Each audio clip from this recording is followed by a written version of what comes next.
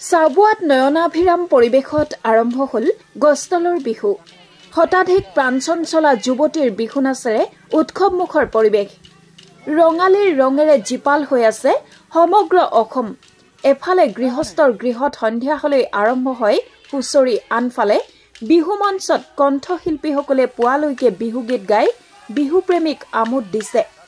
সমান্তৰালকৈ উজনি অসমৰ বিশেষকৈ ডিব্ৰুগড় আৰু তিনিচুকীয়া জিলাৰ গ্ৰামাঞ্চলসমূহতো আবেলি হলেই আৰম্ভ হয় গছতলৰ বিহু।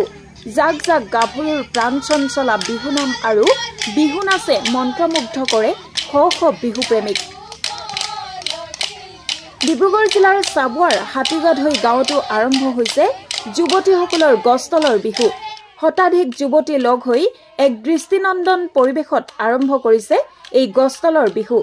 শতাধিক যুৱতীয়ে অপূৰ্ব বিহু নাচ প্ৰদৰ্শন কৰি বিহুপ্ৰেমী ৰাইজক আপ্লুত কৰি সৃষ্টি কৰিছে বিনন্দীয়া পৰিৱেশ।